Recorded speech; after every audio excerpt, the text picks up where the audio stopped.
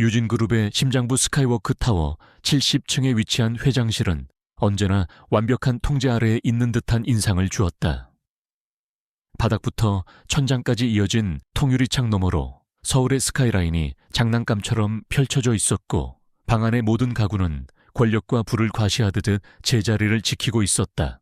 이 고요한 왕국의 유일한 지배자인 박태준 회장은 두꺼운 원목 책상 뒤에 앉아 방금 막 보고를 마친 계열사 사장을 경멸적인 눈빛으로 쏘아보고 있었다. 그의 심기가 불편하다는 것은 방 안의 공기마저 무겁게 짓누르는 압박감으로 충분히 느껴졌다. 그때 노크 소리도 없이 부드럽게 문이 열리고 한 남자가 들어왔다. 강지우였다. 그의 존재는 마치 잘 짜인 연극의 배우처럼 자연스러웠다. 한치의 오차도 없는 맞춤 정장, 단정하게 빗어 넘긴 머리, 그리고 어떤 상황에서도 감정을 드러내지 않는 무표정한 얼굴까지. 그는 박태준 회장의 그림자이자 가장 완벽한 비서였다. 지우는 조용히 다가와 박 회장의 책상 위에 따뜻한 차가 담긴 찻잔을 내려놓았다. 찻잔이 책상에 닿는 소리조차 나지 않을 정도로 그의 움직임은 정교했다. 박태준 회장은 찻잔을 거들떠보지도 않은 채 으르렁거리는 목소리로 말했다. 이 무능한 것들, 이따위 보고서를 내 얼굴에 던지려고 여기까지 온 건가? 계열사 사장은 사색이 되어 고개를 숙였다. 지우는 그저 묵묵히 서서 다음 지시를 기다렸다. 그의 눈은 잠시 바닥에 떨어진 서류 뭉치를 향했지만 그 안에는 어떤 동요도 비치지 않았다. 그는 이 사무실에서 벌어지는 모든 분노와 탐욕, 그리고 비열함을 매일같이 목격했지만 그것은 그에게 아무런 영향을 주지 못했다. 마침내 박 회장이 손을 휘젓자 계열사 사장은 거의 기다렸다는 듯이 허겁지겁 회장실을 빠져나갔다. 문이 닫히자 박 회장은 거친 숨을 몰아쉬며 넥타이를 조금 풀었다. 그는 지우가 내려놓은 차를 한 모금 마시고 나서야 겨우 평정을 되찾는 듯 보였다. 강 비서, 오늘 오후 일정은 뭐지? 그의 목소리에는 여전히 짜증이 묻어났지만 지우를 향한 어조는 아랫사람을 대하는 것과는 미묘하게 달랐다. 그것은 단순한 신뢰를 넘어 고성능 도구에 대한 주인의 만족감에 가까웠다. 강지우는 손에 들고 있던 태블릿 PC를 가볍게 터치하며 막힘없이 보고했다. 오후 2시에 베리타스 바이오 투자 관련 최종 검토 회의가 있습니다. 4시에는 정계 인사와의 비공식 만찬이 예정되어 있습니다. 그리고 저녁 7시에는 박 회장은 손을 들어 그의 말을 막았다. 베리타스 건 자료는 전부 준비됐나? 그의 눈이 날카롭게 빛났다. 베리타스 바이오 투자는 유진그룹의 차세대 성장 동력으로 박 회장이 직접 챙기는 중요한 프로젝트였다. 네, 회장님. 모든 자료는 준비되었고 관련 부서장들도 대기 중입니다. 지우의 대답은 언제나처럼 간결하고 명확했다. 박 회장은 만족스러운 듯 고개를 끄덕였다. 그는 강지우를 신뢰했다. 지난 5년간 지우는 단 한 번도 그의 기대를 저버린 적이 없었다. 그는 박 회장이 원하는 것을 미리 파악했고 문제가 생기기 전에 해결했으며 가장 중요한 것은 절대 자신의 의견을 내세우지 않았다는 점이다. 박 회장에게 강지우는 자신의 손발이자 두뇌의 일부와도 같았다. 회의 시간이 다가오자 지우는 박 회장을 수행하여 회의실로 향했다. 복도를 걷는 동안 마주치는 임원들은 모두 깍듯하게 허리를 숙였다.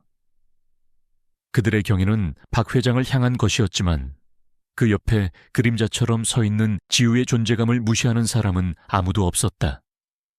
그는 단순한 비서가 아니었다. 회장의 모든 정보를 독점하고 회장의 의중을 가장 정확히 꿰뚫고 있는 실질적인 권력의 통로였다. 하지만 지우 자신은 그런 시선에 전혀 개의치 않았다. 그의 목표는 이런 하찮은 권력 노름이 아니었기 때문이다. 회의는 예상대로 순조롭게 진행되었다. 베리타스 바이오가 개발 중인 신약 기술은 획기적이었고 성공할 경우 유진그룹의 막대한 이익을 안겨줄 것이 분명했다. 재무팀장의 낙관적인 보고와 기술 고문의 긍정적인 평가가 이어졌다. 박 회장의 입가에 희미한 미소가 떠올랐다. 모든 것이 그의 뜻대로 흘러가고 있었다. 그는 자신의 제국이 더욱 견고해지는 것을 느끼며 만족감에 젖어들었다. 바로 그 순간 회의실 문이 조심스럽게 열리고 법무팀장이 굳은 얼굴로 들어왔다. 법무팀장은 박 회장에게 다가가 허리를 숙이고 낮은 목소리로 무언가를 보고했다. 회의실의 모든 사람들은 숨을 죽였다. 박 회장의 얼굴에서 미소가 사라지고 순식간에 냉혹한 표정으로 변했다. 뭐라고 지금 장난하는 건가? 그의 목소리는 낮았지만 그 안에 담긴 분노는 회의실의 공기를 얼어붙게 만들었다. 법무팀장은 땀을 뻘뻘 흘리며 다급하게 설명했다. 베리타스 바이오의 핵심 기술, 특허 일부에 대한 소유권 분쟁이 제기되었고 한 소규모 언론사에서 이 문제를 취재하고 있다는 것이었다. 분위기는 순식간에 뒤바뀌었다. 조금 전까지 장밋빛 미래를 논하던 임원들은 모두 입을 다문 채 박 회장의 눈치만 살폈다. 박 회장은 주먹으로 테이블을 내리쳤다. 이런 기본적인 문제 하나 처리 못해서 이 사단을 만들어 당장 그 기자 입을 막고 소송을 제기한 놈들 뒤를 캐내 무슨 수를 써서라도 투자 발표 전까지 깨끗하게 처리해 그의 불호령이 떨어졌다. 임원들은 서로에게 책임을 떠넘기려는 듯한 눈빛을 교환할 뿐 누구 하나 섣불리 나서지 못했다. 그때 모두의 시선이 한 곳으로 쏠렸다. 회의 내내 박 회장 뒤에 조용히 서 있던 강지우가 한 걸음 앞으로 나선 것이다. 그는 박 회장에게 가볍게 고개를 숙이고 차분하지만 단호한 목소리로 말했다. 회장님, 제가 처리하겠습니다. 그 말에는 어떤 불안이나 망설임도 없었다. 마치 이 상황을 미리 예상했다는 듯한 침착함이었다. 박 회장은 잔뜩 찌푸린 얼굴로 지우를 바라보았다. 네가 뭘 어떻게 하겠다는 거지? 지우는 태블릿 화면에 몇 가지 정보를 띄워 박 회장 앞에 내밀었다. 이 사안은 법무팀이 공식적으로 대응하기보다 비공식적인 경로로 해결하는 것이 더 효율적일 것 같습니다. 소송을 제기한 측은 소규모 연구소이며 자금난에 시달리고 있습니다. 그들이 원하는 것은 특허권 자체가 아니라 합의금일 가능성이 높습니다. 그의 분석은 놀라울 정도로 신속하고 정확했다. 그는 이어서 말했다. 언론사 문제는 제가 직접 접촉하겠습니다. 그들이 원하는 정보와 우리가 줄 수 있는 정보를 교환하는 방식으로 오히려 이번 기회를 우리에게 유리한 홍보의 장으로 역이용할 수도 있습니다. 그의 제안은 대담했지만 동시에 지극히 논리적이었다. 힘으로 억누르는 대신 상대의 약점을 파고들어 상황 전체를 자신들의 통제에 두겠다는 전략이었다. 회의실의 다른 임원들은 놀라움을 금치 못했다. 일개 비서라고 생각했던 남자가 그룹의 법무팀과 홍보팀 전체가 머리를 맞대도 쉽게 내놓지 못할 해결책을 순식간에 제시한 것이다. 박 회장은 잠시 지우를 뚫어지라 쳐다보았다. 그의 눈에는 의심과 감탄이 교차했다. 마침내 박 회장은 깊은 한숨과 함께 의자의 등을 기댔다. 좋아, 강 비서 자네에게 맡기지. 하지만 명심하게. 단 하나의 실수도 용납하지 않을 걸세. 만약 일이 틀어지면 자네는 내 손에 죽는 거야. 그것은 위협이었지만 동시에 최고의 신임을 보여주는 말이기도 했다. 지우는 그저 묵묵히 고개를 숙였다. 명심하겠습니다, 회장님. 그의 얼굴에는 여전히 아무런 감정도 떠오르지 않았다. 그는 조용히 회의실을 빠져나와 자신의 사무실로 향했다. 자신의 사무실로 돌아온 강지우는 창밖을 내다보았다. 해가 저물기 시작하는 서울의 하늘은 붉게 물들어 있었다. 그는 방금 전의 소란과 긴장감이 거짓말이었던 것처럼 평온했다. 베리타스 바이오의 특허 분쟁. 그것은 우연이 아니었다. 소송을 제기한 연구소, 그리고 그 정보를 입수한 작은 언론사, 그 모든 것의 뒤에는 바로 강지우 자신이 있었다. 오늘 회의실에서 벌어진 모든 일은 그가 몇 달에 걸쳐 세심하게 설계한 연극의 첫 장면일 뿐이었다. 그는 박 회장이 가장 신뢰하는 방식으로 문제를 해결할 것이다. 완벽하고 신속하며 흔적을 남기지 않는 방식으로. 이를 통해 박 회장의 신임은 더욱 깊어질 것이고 그는 더 깊숙한 곳까지 자신의 손을 뻗을 수 있게 될 터였다. 박태준은 강지우를 가장 유용한 도구라고 생각했지만 그는 알지 못했다. 그 도구는 처음부터 주인의 심장을 겨누고 있었다는 사실을. 지우는 책상 서랍 깊숙한 곳에서 낡은 사진 한 장을 꺼냈다. 사진 속에는 젊고 아름다운 여인이 환하게 웃고 있었다. 그의 어머니 서연아였다. 박태준의 탐욕 때문에 모든 것을 잃고 억울하게 죽어간 비운의 천재 과학자. 지우의 눈에 처음으로 차가운 분노와 깊은 슬픔이 뒤섞인 감정이 스쳐 지나갔다. 그의 복수는 이제 막 시작되었을 뿐이다. 박태준이 평생에 걸쳐 쌓아 올린 이 거대한 제국을 그는 가장 밑바닥부터 천천히 그리고 아주 고통스럽게 무너뜨릴 것이다. 그는 사진을 다시 서랍에 넣고 컴퓨터를 켰다. 화면에는 베리타스 바이오의 내부 기밀 문서가 떠 있었다. 그는 오늘 밤 또 하나의 씨앗을 심을 생각이었다. 일주일 후 베리타스 바이오를 둘러싼 작은 소동은 마치 존재하지 않았던 일처럼 깨끗하게 정리되었다. 강지우가 박태준 회장에게 보고한 내용은 간결했다. 특허 소송을 제기했던 연구소는 유진그룹의 자회사와 새로운 공동연구 협약을 맺는 조건으로 소를 취하했고 끈질기게 파고들던 기자는 오히려 유진그룹의 미래기술 투자를 칭송하는 특집 기사를 작성했다. 모든 과정은 조용하고 신속하게 이루어졌으며 시장은 아무것도 눈치채지 못했다. 박태준 회장은 지우의 보고를 받으며 만족스러운 미소를 지었다. 역시 강 비서야. 자네 하나가 웬만한 임원 10명보다 낫군. 그의 칭찬은 진심이었다. 박 회장은 결과로 사람을 평가했고 강지우는 언제나 최고의 결과를 가져왔다. 그는 자신의 사람을 완벽하게 통제하고 있다는 사실에 기분 좋은 우월감을 느꼈다. 그는 지우의 충성심을 단 한순간도 의심하지 않았다. 저 감정 없는 얼굴과 기계 같은 정확성이야말로 충성심의 가장 완벽한 증거라고 생각했다. 바로 그 신뢰를 바탕으로 지우는 자신의 다음 계획을 실행에 옮겼다. 그는 며칠 후 그룹의 보안 시스템을 강화하고 과거 자료의 유실을 방지한다는 명목으로 창사 이래 모든 종이 문서를 디지털화하여 영구 보존하는 프로젝트를 제안했다. 그것은 누구도 반대할 명분이 없는 지극히 합리적이고 효율적인 제안이었다. 박 회장은 미래에만 관심이 있었지 먼지 쌓인 과거를 돌아보는 것에는 전혀 흥미가 없었다. 그는 귀찮다는 듯이 고개를 끄덕이며 승인했다. 알아서 하게. 쓸데없는 일에 시간 낭비하지 말고. 그렇게 강지우는 유진그룹의 판도라 상자를 열 수 있는 합법적인 열쇠를 손에 넣었다. 그룹의 역사는 곧 박태준의 역사였고 그 안에는 수많은 거래와 배신 그리고 은폐된 진실이 잠들어 있었다.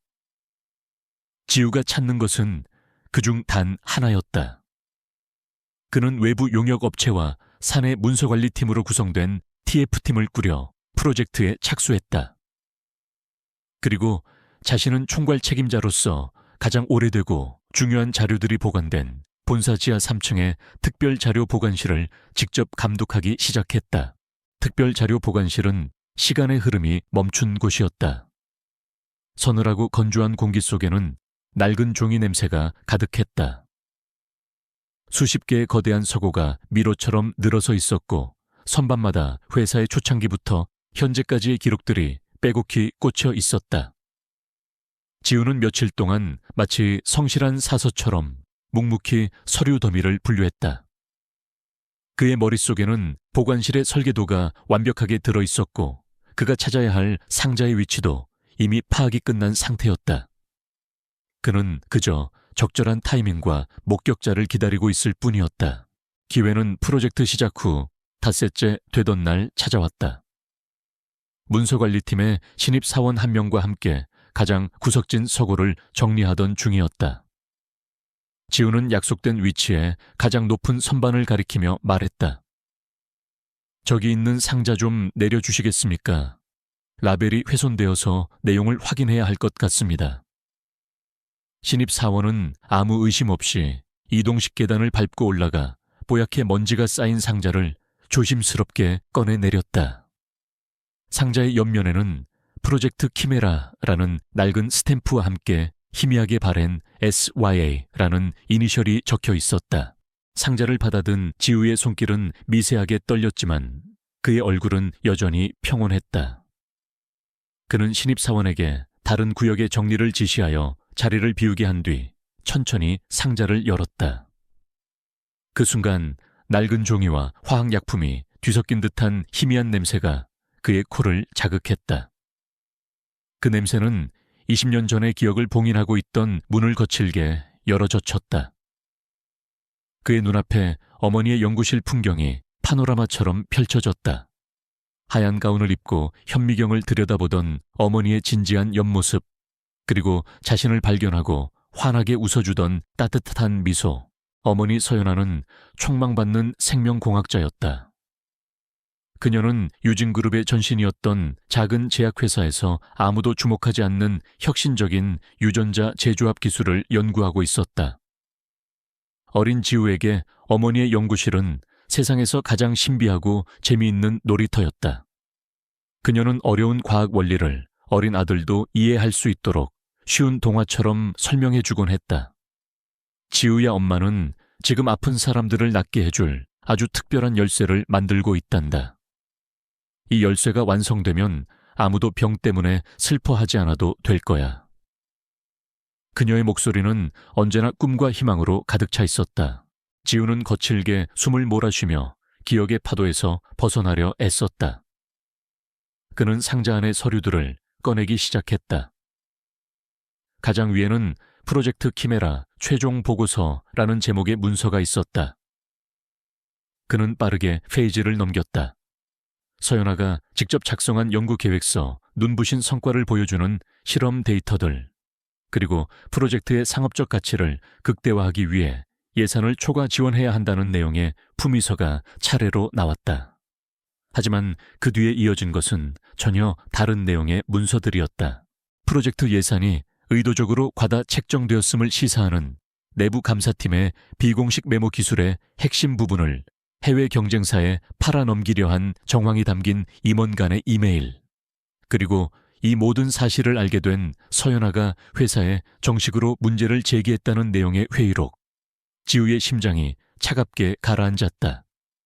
그는 이미 모든 진실을 알고 있었지만 이렇게 생생한 증거로 마주하는 것은 또 다른 차원의 고통이었다. 어머니는 자신의 연구가 더러운 돈벌이에 이용되는 것을 막으려 했던 것이다. 그리고 마지막 문서. 그것은 단 한 장짜리 보고서였다. 프로젝트 키메라 연구실 화재 사고 및 연구원 서연아 사망건에 대한 최종 보고. 사인은 실험 중 부주의로 인한 가스 누출 및 폭발 사고. 모든 책임은 사망한 연구원 개인의 과실로 종결되었다. 프로젝트는 전면 중단 및 폐기. 보고서 하단에는 당시 사장이었던 젊은 박태준의 결재 사인이 선명하게 찍혀 있었다. 지우는 주먹을 불끈 쥐었다. 종이가 그의 손안에서 구겨지는 소리가 났다. 그날 밤의 기억이 다시 그의 머릿속을 핥히고 지나갔다. 밤늦게까지 어머니를 기다리다 소파에서 잠이 들었던 어린아이. 갑자기 세상을 뒤흔드는 듯한 굉음과 함께 창문이 깨지고 창밖 하늘이 무섭도록 붉게 타오르던 순간. 비명과 사이렌 소리가 뒤엉키고 잠옷바람으로 뛰쳐나온 그를 이웃집 아주머니가 다급하게 끌어안았다. 그는 아무것도 이해하지 못한 채 어머니의 연구실이 있던 방향이 거대한 화염에 휩싸이는 것을 그저 멍하니 바라볼 뿐이었다. 강지우는 눈을 감았다. 그는 이 서류를 박태준에게 가져가야 했다. 자신의 계획에서 가장 중요한 부분이었다. 그는 모든 감정을 다시가면 뒤로 숨긴 채 서류 뭉치를 들고 회장실로 향했다. 박태준은 개인 집무실에서 위스키를 마시고 있었다. 지우는 최대한 사무적인 목소리로 말했다. 회장님 지하 자료실을 정리하던 중 우려스러운 문서를 발견하여 보고 드립니다. 그는 박태준의 책상 위에 서류를 조심스럽게 내려놓았다. 박태준은 귀찮다는 듯이 서류를 집어들었다. 그는 프로젝트 키메라라는 단어를 보고 잠시 미간을 찌푸렸지만 그것이 전부였다. 그는 서류를 건성으로 훑어보았다. 그의 얼굴에는 어떤 동요나 죄책감도 없었다. 그에게 서연아라는 이름은 이미 까맣게 잊어버린 수많은 과거 중 하나일 뿐이었다. 그는 마지막 사고 보고서를 보고는 피식 웃기까지 했다. 이런 쓰레기가 아직도 남아있었나. 그의 그 한마디는 지우의 심장에 비수처럼 꽂혔다. 어머니의 삶과 죽음 그녀의 꿈과 열정이 담긴 모든 것이 저 남자에게는 그저 쓰레기일 뿐이었다. 박태준은 위스키 잔을 내려놓고 지우를 보았다. 이런 과거 일은 괜히 긁어 부스럼 만들 필요 없어. 자네가 알아서 처리하게. 아무도 못 보게 태워버리든가 해. 다시는 내 눈에 띄게 하지 말게. 그것이 그의 명령이었다. 너무나도 무심하고 오만한 명령이었다. 그 순간 지우의 마지막 기억이 떠올랐다. 장례식장에서 홀로 울고 있던 그에게 다가온 한 남자. 그는 자신을 경찰이라고 소개했다. 그는 어린 지우의 눈을 똑바로 바라보며 말했다. 내 어머니의 죽음은 단순한 사고가 아닐지도 모른다. 하지만 지금은 아무것도 밝힐 수가 없구나. 힘이 없기 때문이다. 잊지 마라. 진실을 밝히기 위해서는 괴물보다 더 강한 힘을 가져야만 한단다. 그 남자가 바로 지우의 양아버지 최진혁 변호사였다. 지우는 박태준 앞에서 깊이 고개를 숙였다. 알겠습니다, 회장님. 즉시 처리하겠습니다. 그의 목소리는 조금의 흔들림도 없었다. 그는 서류를 챙겨 조용히 회장실을 나왔다. 복도에 혼자 남게 되자 그는 잠시 걸음을 멈췄다. 그의 손에 들린 서류 뭉치는 더 이상 단순한 종이가 아니었다. 그것은 어머니의 유언이었고 복수의 계약서였으며 박태준의 제국을 무너뜨릴 첫 번째 폭탄이었다. 그는 이것을 태우지 않을 것이다. 이 불씨를 살려 모든 것을 집어삼킬 거대한 화염으로 키울 것이다. 강지우는 어머니의 서류를 자신의 가장 깊숙한 곳에 보관했다. 그것은 물리적인 장소가 아니라 그의 의지 가장 중심에 있는 강철 상자와 같은 곳이었다. 박태준의 경멸적인 명령 이후 그는 더 이상 그 서류를 감정적으로 대하지 않았다. 대신 그것을 한 장 한 장 스캔하고 분석하며 완벽한 전쟁 지도로 만들었다. 서류에 등장하는 모든 이름, 모든 숫자, 모든 서명은 이제 복수를 위한 무기가 되었다. 그의 첫 번째 목표는 명확했다. 그의 손가락이 20년 전 프로젝트 키메라의 예산 집행을 최종 승인했던 중간 관리자의 이름 위에서 멈췄다. 한상철. 당시에는 유진제약의 평범한 재무팀장이었지만 박태준의 온갖 더러운 일을 처리해주며 신임을 얻어 지금은 유진그룹의 2인자인 부회장 자리에 올라있는 인물이었다. 그는 박태준의 가장 오래된 충견이자 그룹의 부패한 시스템을 상징하는 존재였다. 지우는 한상철을 첫 번째 제물로 삼기로 결정했다. 한상철을 무너뜨리기 위해 20년 전의 사건을 그대로 들추는 것은 어리석은 짓이었다. 박태준은 어떻게든 꼬리를 자르고 덮으려 할 것이고 대중은 너무 오래된 이야기에 쉽게 흥미를 잃을 터였다. 지우는 과거의 유령을 현재의 범죄와 연결시켜야만 했다. 그는 한상철 부회장이 총괄하고 있는 모든 프로젝트를 면밀히 검토하기 시작했다. 비서실장이라는 그의 직위는 그룹의 모든 기밀 정보에 접근할 수 있는 만능 열쇠와도 같았다. 며칠 밤낮으로 이어진 분석 끝에 지우는 완벽한 먹잇감을 찾아냈다. 유진건설이 추진 중인 너포트시티 개발 사업이었다. 수조 원이 투입되는 거대한 프로젝트였고 그만큼 검은 돈이 오가기 좋은 환경이었다. 지우는 프로젝트의 하청업체 목록과 자금 흐름을 파고들었다. 그의 예상대로 한상철은 20년 전과 똑같은 수법을 사용하고 있었다. 존재하지도 않는 유령 회사를 여러 개 세워 공사비를 부풀리고 그 돈을 빼돌려 비자금을 조성하고 있었던 것이다. 이제 증거는 충분했다. 하지만 어떻게 이것을 세상에 알릴 것인가? 지우는 대형 언론사를 이용하지 않았다. 그들은 너무 몸을 사리고 유진그룹 같은 거대 광고주와 척을 지려 하지 않을 터였다. 그의 선택은 이제 막 이름을 알리기 시작한 작은 인터넷 언론사 코리아포커스의 이진아 기자였다. 그녀는 한 번 물면 절대 놓지 않는 집요함으로 재계에서는 요주의 인물로 통했다. 지우는 그녀라면 이 미끼를 기꺼이 물 것이라고 확신했다. 지우는 철저하게 자신의 흔적을 지웠다. 대포폰과 공공 와이파이를 이용해 익명의 이메일 계정을 만들었다. 그리고 너포트시티의 수많은 허위거래 내역 중 가장 명백하고 반박하기 어려운 증거 하나만을 골라 이진아 기자에게 보냈다. 그는 모든 것을 알려주지 않았다. 그저 작은 실마리하지만 기자의 본능을 강하게 자극할 만한 날카로운 단서 하나만 던져주었을 뿐이다.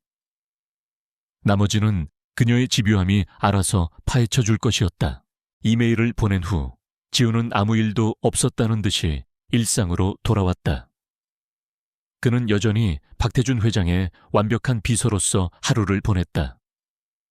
아침에는 그의 건강을 챙기는 주치의와 통화했고 점심에는 까다로운 그의 입맛에 맞는 레스토랑을 예약했으며 오후에는 그의 일정에 맞춰 수십 통의 전화를 걸고 받았다. 그의 평온한 모습에서 거대한 폭풍을 준비하고 있는 혁명가의 그림자를 읽어낼 수 있는 사람은 아무도 없었다. 그는 폭풍의 눈 한가운데서 가장 고요한 존재였다. 정확히 일주일 뒤 폭풍이 시작되었다. 코리아 포커스의 유진의 너포트시티 모래 위에 지어지는 성인가라는 제목의 기사가 터져 나왔다. 기사는 지우가 제공한 단서를 시작으로 너포트시티 프로젝트의 자금 흐름에 대한 심각한 의혹을 제기했다. 특정 하청업체에 일감이 몰리고 있으며 이 업체들이 실체가 불분명한 유령 회사일 가능성이 높다는 내용이었다. 기사는 한상철 부회장의 실명을 직접 거론하지는 않았지만 프로젝트의 총책임자가 누구인지는 모두가 알 수 있었다. 기사의 파장은 예상보다 컸다. 처음에는 작은 인터넷 언론사의 보도였지만 내용이 워낙 구체적이고 충격적이었기 때문에 다른 언론사들이 앞다투어 기사를 인용하기 시작했다. SNS에서는 유진그룹의 도덕성에 대한 비판 여론이 들끓었고 주식시장에서는 유진건설의 주가가 소폭 하락하며 불안한 조짐을 보였다. 이제 막 첫 삽을 뜬 거대한 프로젝트가 시작부터 흔들리기 시작한 것이다. 제국의 단단해 보이던 벽에 첫 번째 균열이 생기는 순간이었다. 박태준 회장은 당연히 길길이 날뛰었다. 그는 자신의 집무실에서 신문을 집어던지며 한상철 부회장의 멱살이라도 잡을 듯이 소리쳤다. 이게 대체 어떻게 된 일이야. 내 얼굴에 똥칠을 해도 유분수지 이따위로 일을 처리해. 한상철은 땀을 비 오듯 쏟으며 변명하기에 급급했다. 회장님, 이건 분명 음해입니다. 경쟁사 놈들이나 아니면 우리 내부에 저를 끌어내리려는 놈들의 소행이 틀림없습니다. 저는 결백합니다. 박 회장의 집무실은 두 사람의 고성과 변명으로 살얼음판 같았다. 지우는 늘 그랬던 것처럼 구석에 서서 모든 것을 지켜보고 있었다. 그의 눈은 두려움에 떠는 한상철과 분노로 이성을 잃어가는 박태준을 번갈아 훑었다. 박태준은 의심이 많은 인간이었다. 한상철의 결백 주장을 곧이곧대로 믿지 않았다. 그는 정말로 내부에 자신을 배신하려는 자가 있을지도 모른다고 생각하기 시작했다. 지우가 의도했던 대로 불신의 씨앗이 그들의 관계에 깊이 뿌리내리고 있었다. 한상철이 쫓겨나듯 집무실을 나간 후 방 안에는 무거운 침묵이 흘렀다. 박태준은 거친 숨을 몰아쉬며 소파에 주저앉았다. 그는 지끈거리는 관자놀이를 누르며 지우에게 물었다. 강비서, 자네 생각은 어떤가? 그것은 주인이 도구에게 던지는 질문이었다. 가장 객관적이고 정확한 분석을 내놓으리라는 기대가 담긴. 지우는 기다렸다는 듯이 한 걸음 다가와 대답했다. 지금 적극적으로 부인하는 것은 오히려 의혹을 키울 뿐입니다. 대중은 대기업의 변명을 믿지 않기 때문입니다. 그의 목소리는 얼음처럼 차분했다. 오히려 한 걸음 더 나아가야 합니다, 회장님. 이번 기회에 그룹의 투명성을 대외적으로 과시하는 편이 현명합니다. 박태준은 이해할 수 없다는 표정으로 그를 쳐다보았다. 투명성, 지금 제정신으로 하는 소린가? 지우는 흔들림 없이 말을 이었다. 너포트 프로젝트에 한정하여 회장님 직속의 특별감사팀을 꾸리는 겁니다. 그리고 그 결과를 대중에게 투명하게 공개하는 거죠. 물론 감사는 우리의 통제하에 이루어질 겁니다. 지우의 제안은 역발상이었다. 위기를 정면으로 돌파하여 오히려 기회로 만들겠다는 대담한 발상이었다. 감사를 통해 문제가 된 부분을 일부 실무진의 절차상 오류로 축소시키고 한상철 부회장에게는 관리감독의 책임을 물어 잠시 직위 해제하는 선에서 마무리 짓는다는 시나리오였다. 그렇게 하면 박태준 회장은 단호한 결단력으로 위기를 극복한 위대한 리더로 비춰질 것이고 대중의 비난은 한상철 개인에게 집중될 터였다. 박태준의 눈이 번뜩였다. 그는 지우의 계획이 얼마나 교활하고 효과적인지 즉시 알아차렸다.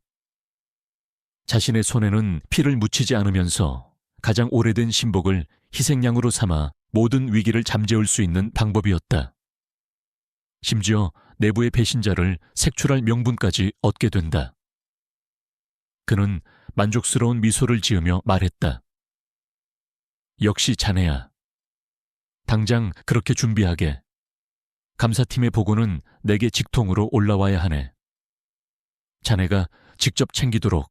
알겠습니다, 회장님. 지우는 고개를 숙였다. 그의 계획은 완벽하게 맞아떨어졌다. 그는 이제 그룹의 심장부에 합법적인 칼을 꽂아 넣을 수 있는 권한을 얻었다. 특별감사라는 이름 아래 그는 한상철의 모든 비리를 낱낱이 파헤칠 수 있게 되었다. 그리고 그 과정에서 한상철과 연결된 또 다른 부패의 고리들을 찾아내 다음 목표물로 삼을 수 있을 터였다.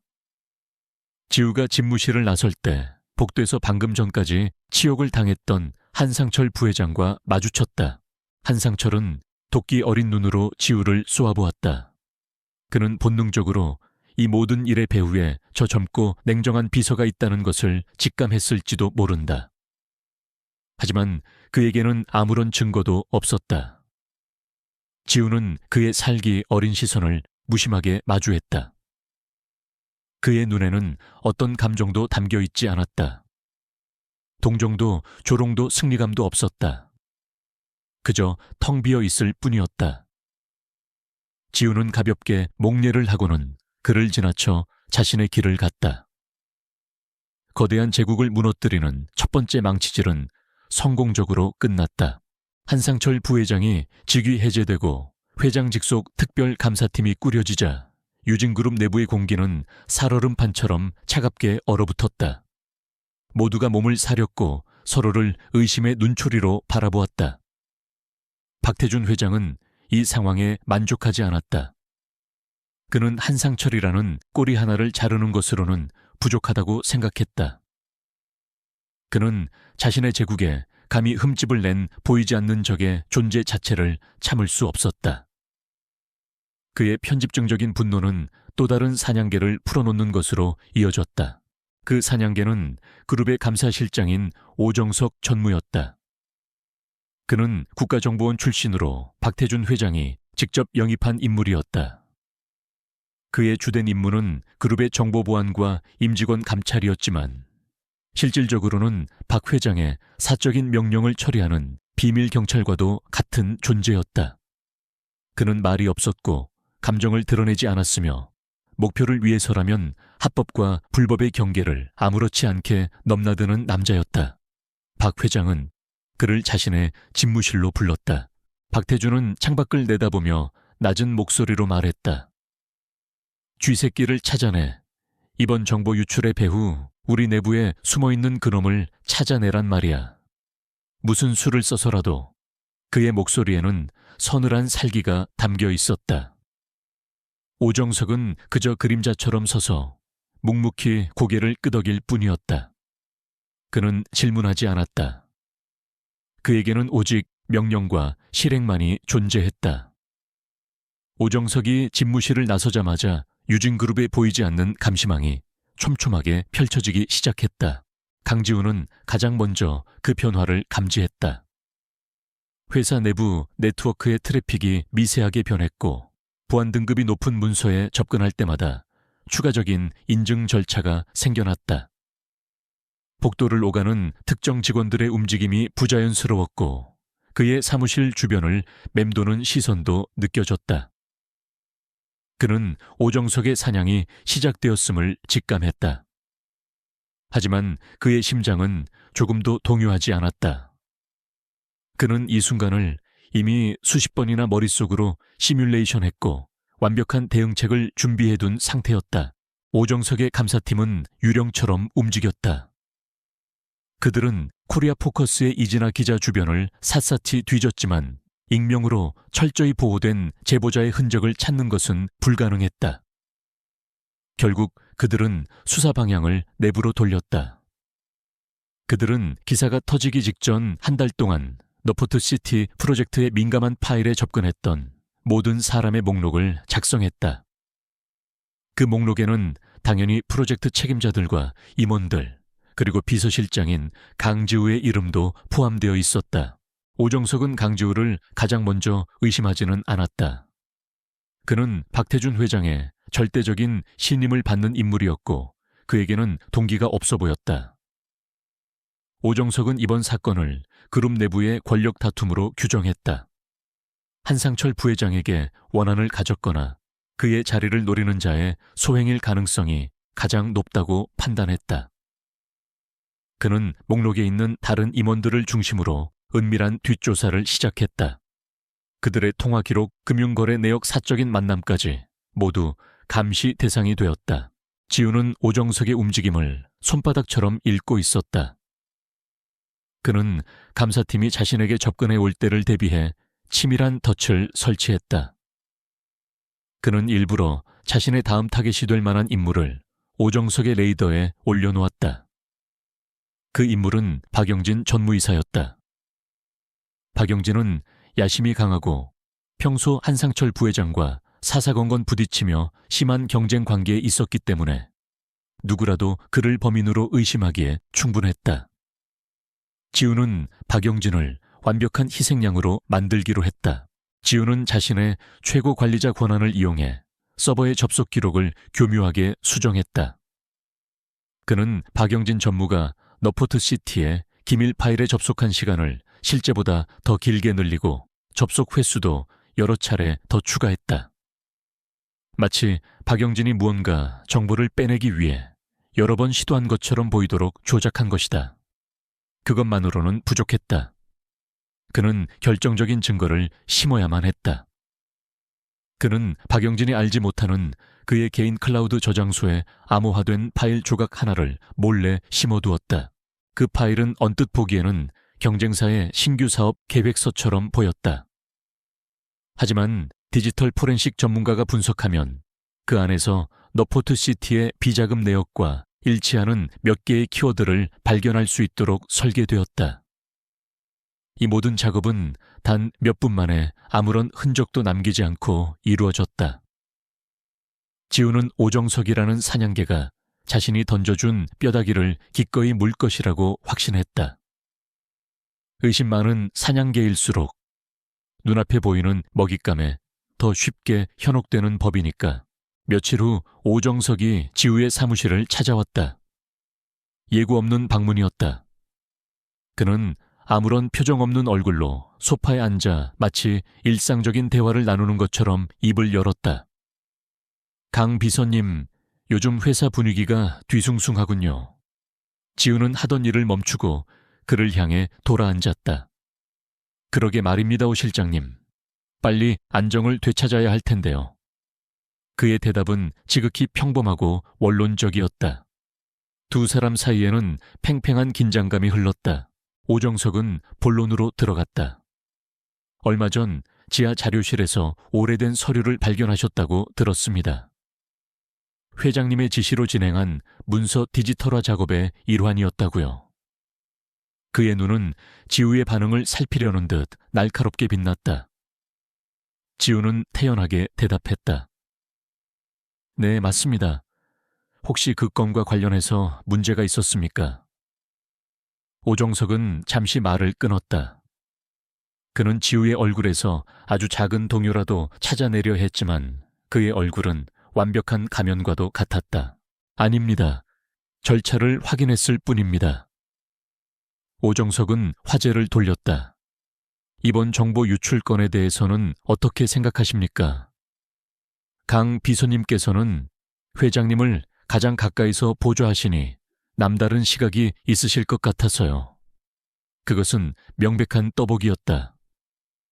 지우는 잠시 생각에 잠기는 척하다가 조심스럽게 입을 열었다. 어디까지나 제 사견입니다만 외부의 소행이라기보다는 내부의 권력 다툼 과정에서 발생한 불미스러운 일이 아닐까 싶습니다. 그는 마치 자신이 대단한 비밀이라도 알려주는 것처럼 목소리를 낮췄다. 아시다시피 한 부회장님께 불만을 품은 임원들이 적지 않았으니까요. 이번 기회에 그를 끌어내리고 자신의 입지를 다지려는 사람이 있었을지도 모르는 일이죠. 지우는 특정인의 실명을 거론하지 않았다. 하지만 그의 암시는 명백히 박영진 전무를 향하고 있었다. 오정석은 아무런 대답 없이 지우를 응시했다. 그는 자리에서 일어나며 말했다. 귀한 의견 감사합니다, 강 비서님. 업무에 참고하도록 하겠습니다. 오정석이 돌아간 후 지우는 자신이 완벽하게 시험을 통과했음을 알았다. 그는 오정석의 의심을 흔들어 놓았고 그가 가야 할 길을 친절하게 안내해 주었다. 그날 오후 감사팀은 박영진 전무의 사무실과 자택을 압수수색했다. 그리고 예상대로 그의 개인 클라우드에서 암호화된 파일 조각을 발견했다. 모든 정황 증거가 박영진을 범인으로 지목하고 있었다. 그는 저항했지만 교묘하게 조작된 증거 앞에서 그의 항변은 무력했다. 오정석은 자신의 조사 결과를 박태준 회장에게 보고했다. 박영진 전무가 경쟁사와 내통하여 한상철 부회장을 음해하고 회사를 혼란에 빠뜨리려 했다는 것이 결론이었다. 이미 내부에 배신자가 있다고 확신하고 있던 박태준은 오정석의 보고를 단 1초도 의심하지 않았다. 그의 분노는 극에 달했다. 그는 자신의 믿음을 배신한 자를 결코 용서하지 않았다. 박영진 전무는 그날로 모든 직위에서 해제되었고 배임 및 기밀 유출 혐의로 검찰에 고발당했다. 사건은 그렇게 일단락되었다. 유진그룹을 흔들었던 정보 유출 사건은 한 개인의 욕심에서 비롯된 내부 다툼으로 결론 내려졌고 진짜 범인은 여전히 가장 안전한 곳에 숨어 있었다. 강지우는 자신의 사무실 창가에 서서 도시의 야경을 내려다보았다. 오정석이라는 가장 위험한 위기를 넘겼지만 그는 승리감에 도취되지 않았다.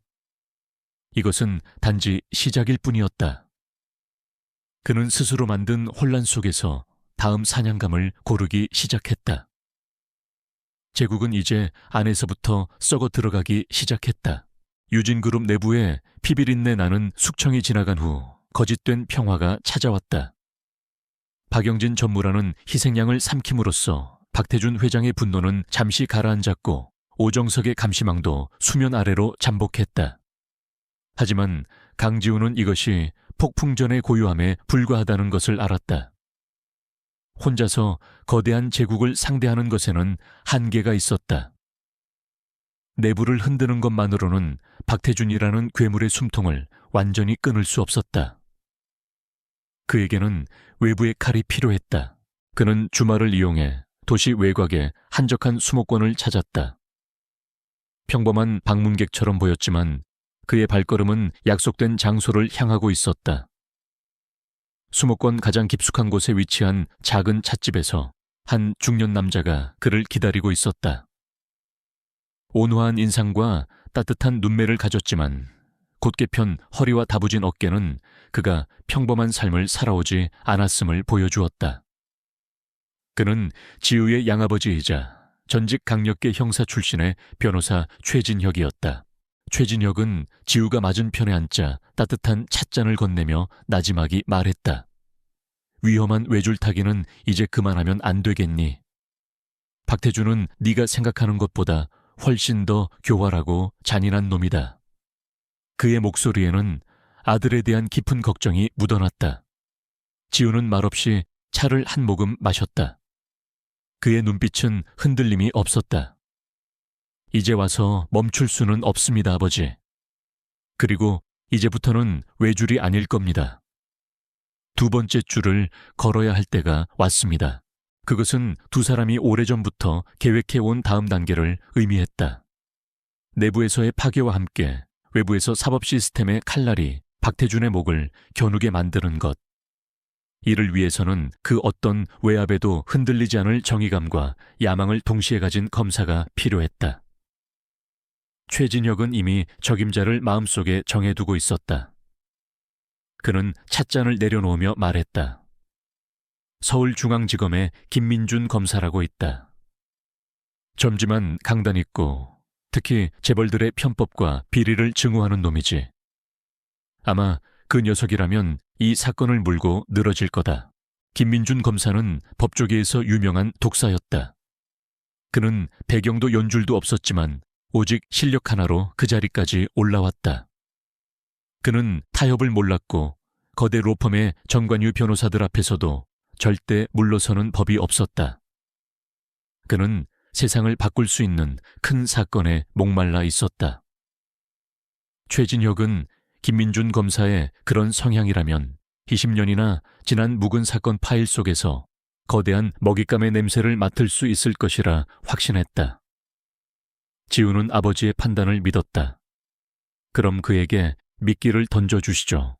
며칠 후 최진혁은 약속도 없이 서울중앙지검을 찾아갔다. 그는 퇴직한 선배 경찰관의 신분으로 평소 안면이 있던 검찰 수사관을 통해 김민준 검사와의 면담을 요청했다. 은퇴한 늙은 형사가 재벌 저격수 검사를 찾는다는 소식에 김민준은 의아했지만 일단 그를 만나보기로 했다. 그의 검사실에서 마주 앉은 두 사람 사이에는 어색한 침묵이 흘렀다. 최진혁은 자신이 과거에 몸담았던 경찰 조직의 비리와 무능에 대한 한탄으로 말문을 열었다. 그는 마치 옛날 이야기를 들려주는 것처럼 20년 전 자신이 담당할 뻔했던 한 젊은 여성 과학자의 죽음에 대해 이야기했다. 그는 사건이 얼마나 성급하게 개인의 과실로 종결되었는지, 당시 현장에서 발견되었던 수많은 의문점들이 어떻게 묵살되었는지를 덤덤하게 털어놓았다. 김민준은 처음에는 그저 늙은 퇴직 경찰의 푸념 정도로 생각하며 건성으로 듣고 있었다. 하지만 이야기가 계속될수록 그의 표정은 점점 굳어졌다. 최진혁은 품 안에서 낡은 서류 봉투 하나를 꺼내 테이블 위에 올려놓았다. 이건 당시 사건의 초동 수사 기록 4분 1세. 내가 퇴직하면서 몰래 빼돌린 거지. 평생 마음의 짐이었어. 그의 목소리에는 깊은 회한이 담겨 있었다. 나는 이제 힘없는 늙은이지만 김 검사 자네는 다르지 않은가? 정의를 세울 힘이 있지 않은가? 김민준은 서류 봉투를 뜯어보지 않은 채 최진혁을 응시했다. 어째서 저입니까? 그리고 왜 하필 지금입니까? 최진혁은 희미하게 웃으며 자리에서 일어났다. 죽은 자는 말이 없지. 누군가는 대신해서 그 억울함을 풀어주어야 하지 않겠나. 그게 원래 우리 같은 사람들이 해야 할 일 아니었나. 그는 더 이상 아무 말도 하지 않고 검사실을 나갔다. 혼자 남은 김민주는 한참 동안 서류 봉투를 노려보았다. 그는 이것이 단순한 사건 파일이 아님을 직감했다. 이것은 거대한 무언가와 연결된 위험한 초대장이었다. 그날 밤 김민주는 퇴근하지 않고 검사실에 남아 서류를 검토하기 시작했다. 유진제약 연구실 화재 사건. 피해자는 서연아. 사인은 질식사. 원인은 실험 부주의로 인한 폭발. 보고서는 단 몇 장으로 끝나 있었다. 하지만 최진혁이 남겨준 기록 속에는 공식 보고서에는 없는 내용들이 있었다. 화재 직전 외부인의 출입 기록이 있었지만 조사되지 않은 점 현장의 방화 셔터가 알 수 없는 이유로 작동하지 않았다는 소방관의 비공식 증언, 그리고 피해자가 사망 직전 회사와 심각한 갈등을 빚고 있었다는 동료 연구원의 진술까지. 김민준의 눈이 번뜩였다.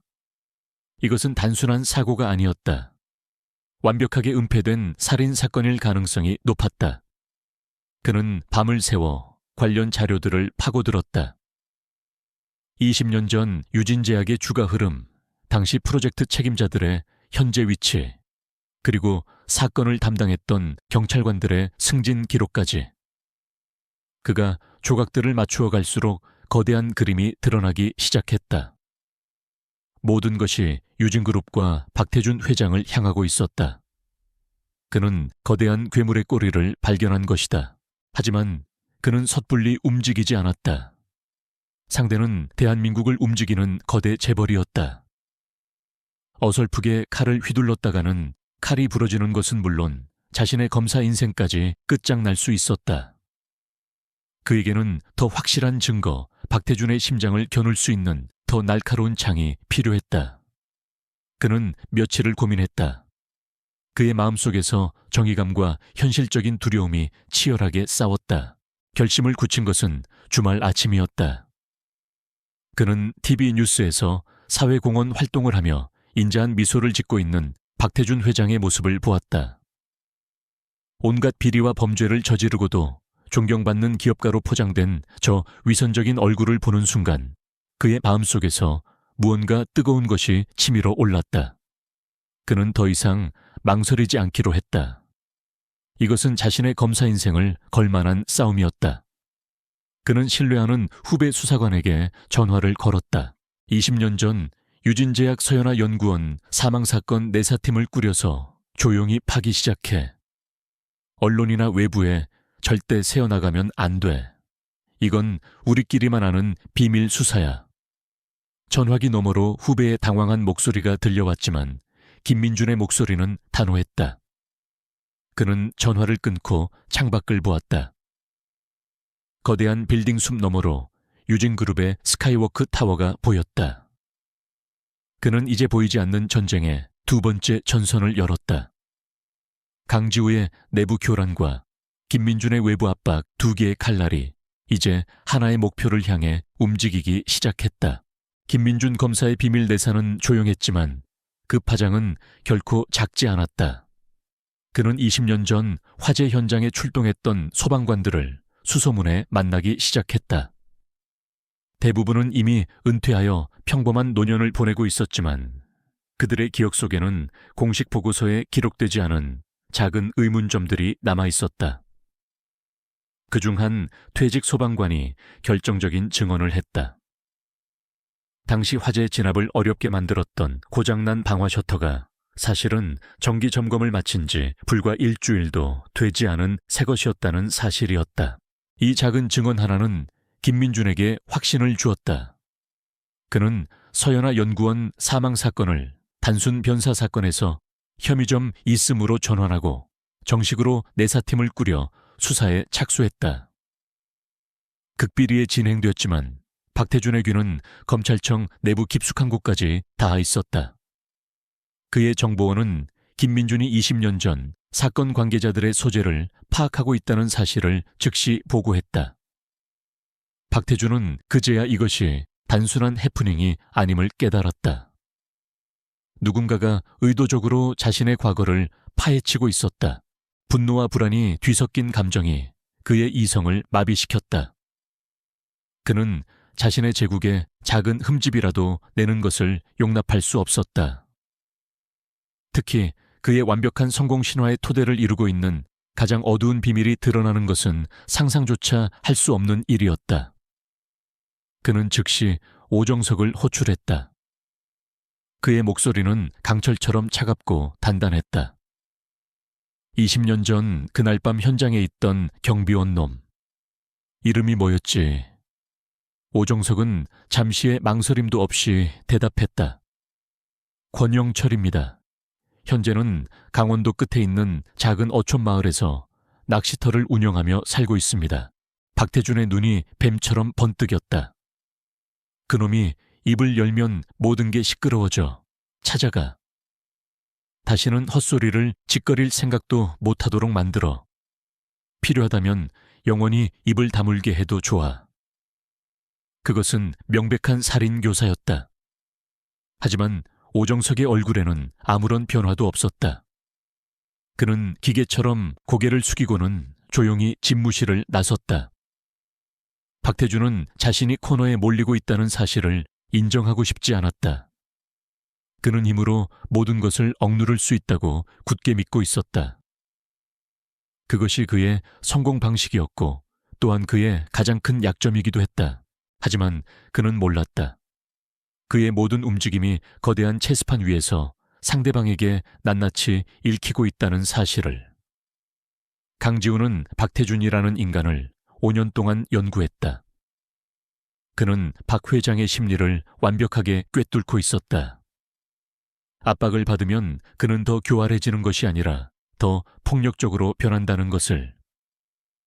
김민준 검사의 수사 소식을 들었을 때 지훈은 박태준이 반드시 권영철을 찾아 입을 막으려 할 것이라고 예측했다. 그리고 그는 이미 모든 준비를 마친 상태였다. 몇 주 전 지훈은 휴가를 내고 권영철이 운영하는 낚시터를 찾아갔었다. 그는 자신을 통신사 직원이라고 속이고 낚시터 주변의 통신 환경 개선을 위해 점검을 나왔다고 둘러댔다. 순박한 권영철은 아무런 의심 없이 그를 방했다. 지훈은 그가 차를 대접하는 동안 낚시터 관리소 처마 밑에 새 집으로 위장한 초소형 고성능 카메라와 마이크를 설치했다. 이제 그는 수백 킬로미터 떨어진 자신의 아파트에서 권영철의 집 앞을 손바닥처럼 들여다볼 수 있었다.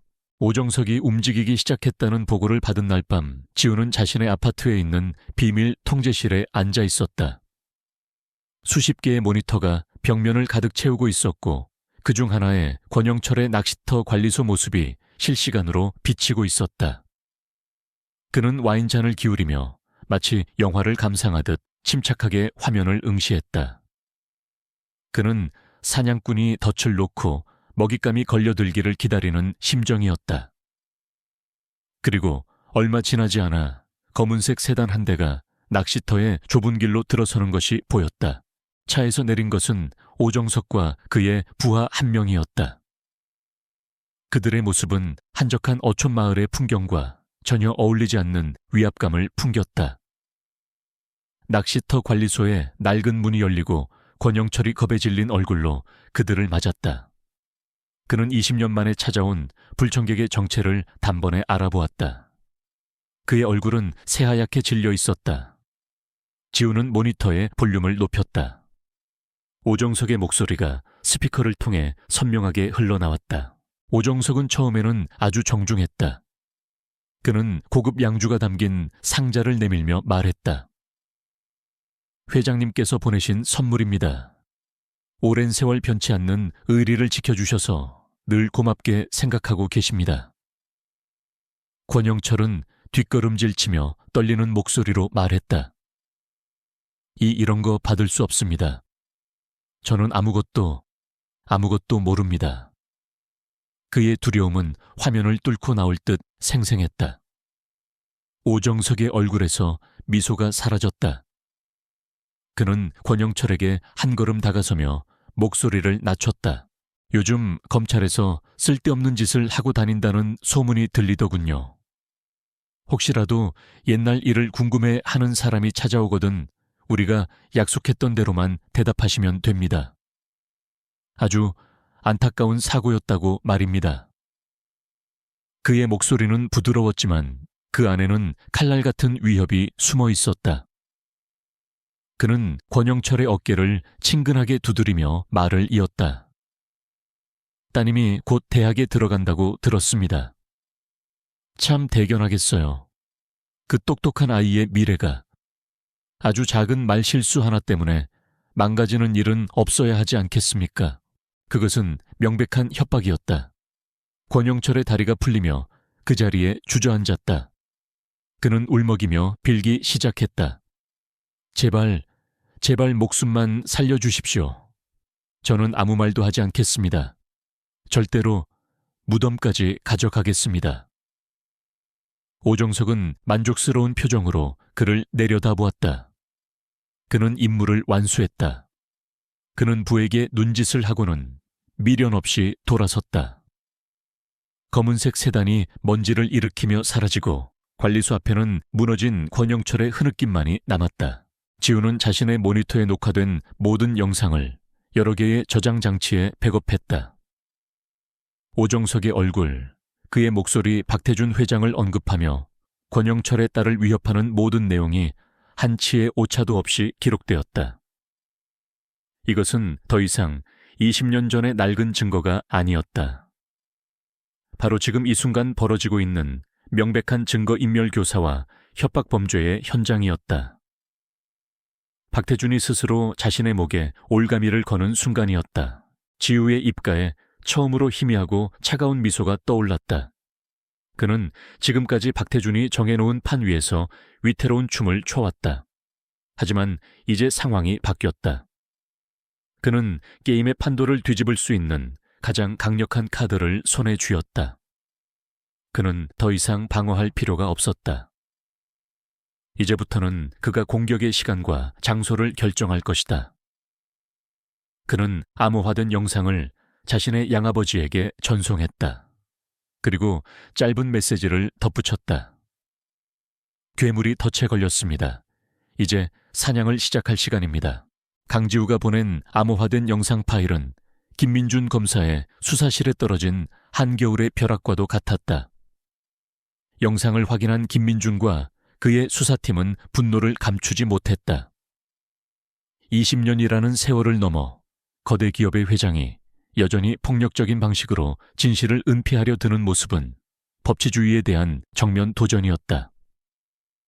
김민준은 마침내 박태준의 목에 들이댈 수 있는 가장 날카로운 칼을 손에 쥐었다. 그는 더 이상 주저할 필요가 없었다.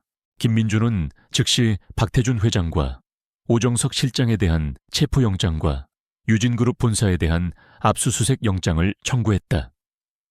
법원은 사안의 중대성을 인정하여 이례적으로 신속하게 영장을 발부했다. 이제 모든 법적 준비는 끝났다. 김민준은 완벽한 타이밍을 기다렸다. 괴물을 사냥하기 위해서는 괴물이 스스로 가장 깊은 동굴 밖으로 나오게 만들어야 했다. 그는 강지우의 다음 수를 기다렸다.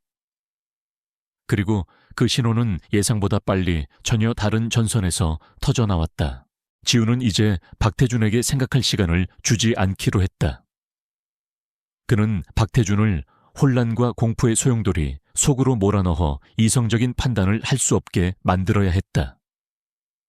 그는 또다시 어둠 속으로 숨어들어 새로운 종류의 독을 퍼뜨리기 시작했다. 이번 타겟은 언론이 아니라 자본시장의 심장부인 증권가였다. 그는 유진그룹의 주가를 지탱하고 있는 국내외 기관 투자자들에게 익명의 이메일을 발송했다. 이메일의 내용은 지극히 전문적이고 신뢰성 있게 포장되어 있었다. 유진그룹의 내부 감사 리스크에 대한 긴급 보고서라는 제목 아래 현재 그룹이 거대한 법적 분쟁에 휘말릴 가능성이 있으며 이로 인해 추진 중이던 해외 대규모 인수합병 계약이 무산될 위기에 처해 있다는 거짓 정보가 담겨 있었다. 보고서는 구체적인 사건을 명시하지 않았지만 오너 리스크와 기업 윤리 문제라는 단어를 반복하며 투자자들의 불안감을 극대화했다. 시장의 반응은 즉각적이고 폭발적이었다. 보고서를 받아든 기관 투자자들이 유진그룹의 주식을 대량으로 매도하기 시작했고, 이는 개인 투자자들의 공포를 자극하며 걷잡을 수 없는 투매 사태로 이어졌다. 유진그룹의 주가는 단 하루 만에 30% 가까이 폭락했다. 수십조 원의 시가총액이 공중으로 증발했다. 이것은 단순한 언론 보도와는 차원이 다른 제국의 근간을 뒤흔드는 직접적인 공격이었다.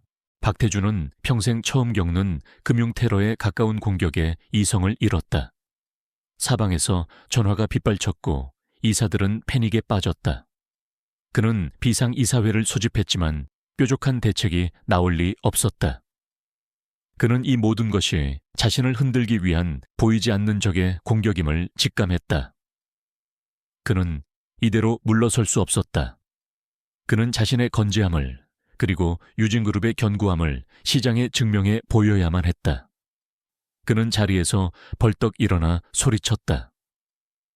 긴급 기자회견과 주주총회를 열겠다. 내가 직접 나서서 이 모든 헛소문을 잠재울 것이다. 그것이 바로 강지우가 기다리던 반응이었다. 궁지에 몰린 늙은 늑대가 마지막 남은 힘을 과시하기 위해 스스로 함정으로 걸어 들어오는 순간, 박태준은 자신의 가장 믿음직한 비서에게 명령을 내렸다. 강 비서 자네가 모든 것을 준비하게. 대한민국 모두가 지켜볼 수 있도록 가장 완벽한 무대를 만들어. 내가 저 하이에나 같은 놈들에게 누가 진짜 왕인지 똑똑히 보여줄 테니. 그는 자신이 직접 연출하는 연극의 주인공이 될 것이라 믿었지만 실제 감독은 바로 그의 옆에 서 있는 그림자라는 사실을 알지 못했다. 지우는 즉시 움직였다. 그의 머릿속에는 이미 모든 계획이 완벽하게 설계되어 있었다. 그는 기자회견 장소로 그룹 본사 지하의 대강당을 선택했다. 그곳은 외부와 차단되어 통제가 용이했고, 가장 중요한 것은 자신이 모든 방송 및 음향 시스템을 완벽하게 장악할 수 있는 곳이었기 때문이다. 그는 행사 준비 업체와 장비 담당자들을 직접 챙기며 자신만이 아는 작은 백도어 프로그램을 시스템에 심어두었다. 그는 초청 명단을 작성했다. 유진그룹의 비판적인 언론사 기자들을 전면에 배치했고, 그 중에는 과거 너포트시티 의혹을 처음 보도했던 이진아 기자도 포함시켰다. 그는 또한 주주총회에 참석할 주요 주주들의 좌석 위치까지 세심하게 조정했다. 박태준의 오랜 동맹들이 아니라 최근의 주가 폭락 사태에 가장 큰 불만을 품고 있는 젊은 펀드 매니저들을 박 회장이 가장 잘 볼 수 있는 앞자리에 앉혔다. 무대는 점점 박태준에게 불리한 거대한 심판정의 모습을 갖추어 가고 있었다. 지우는 박태준 회장의 연설문 초안을 작성했다. 그는 박 회장의 오만한 성격을 정확히 파악하고 그가 좋아할 만한 단어들로 가득 찬 원고를 만들었다. 연설문은 근거 없는 의혹에 대한 분노 자신의 결백에 대한 확신, 그리고 유진그룹의 위대한 미래에 대한 비전으로 가득 차 있었다. 박태준은 자신의 생각을 완벽하게 읽어낸 듯한 연설문에 크게 만족했다. 그는 이 연설로 모든 불안을 잠재우고 여론을 뒤집을 수 있을 것이라 확신했다. 기자회견 전날 밤 모든 준비가 끝났다. 대강당은 수십 개의 카메라와 조명으로 환하게 밝혀져 있었고, 무대 중앙의 거대한 스크린에는 유진그룹의 로고가 위풍당당하게 떠 있었다. 강지우는 텅 빈 강당 한가운데에 홀로 서 있었다. 그는 무대 위 박태준이 서게 될 바로 그 자리를 오랫동안 응시했다. 내일 저곳에서 한 남자의 제국이 무너져 내릴 것이다. 20년간의 기다림, 치밀한 계획, 그리고 차가운 분노가 마침내 끝을 맺게 될 터였다. 그의 마음속에는 승리감이나 기쁨은 없었다. 오직 얼음처럼 차가운 사명감만이 존재했다. 그는 주머니에서 낡은 로켓 펜던트를 꺼내 열었다. 그 안에는 젊은 시절에 어머니 서연아의 웃는 얼굴이 담겨 있었다. 그는 사진을 가만히 들여다보며 나지막이 속삭였다. 어머니 이제 거의 다 왔습니다. 내일이면 모든 것이 끝날 겁니다. 그는 로켓을 닫고 다시 주머니에 넣었다. 이제 마지막 막이 오르기를 기다리는 일만 남았다. 복수의 교향곡은 마지막 악장을 향해 치닫고 있었다. 운명의 날 아침이 밝았다. 유진그룹 본사 대강당은 수백 명의 기자들과 주주들로 발 디딜 틈이 없었다. 터져나오는 카메라 플래시와 웅성거리는 소음이 뒤섞여 마치 거대한 폭풍의 눈 속에 들어와 있는 듯한 긴장감이 공간을 가득 메웠다. 강지훈은 무대 한편에 서서 이 모든 혼란을 무감각하게 지켜보고 있었다. 그의 심장은 얼음처럼 차가웠고 머리는 그 어느 때보다 맑았다. 오늘을 위해 그는 자신의 모든 것을 걸었다. 약속된 시간이 되자 강당의 모든 조명이 무대 위로 집중되었고 박태준 회장이 위풍당당한 모습으로 등장했다. 그는 마치 개선 장군처럼 여유로운 미소를 지으며 좌중을 향해 손을 흔들었다. 그에게는 여전히 자신이 이 게임의 지배자라는 확신이 있었다. 그의 곁에는 언제나처럼 강지우가 그림자처럼 따라붙었다.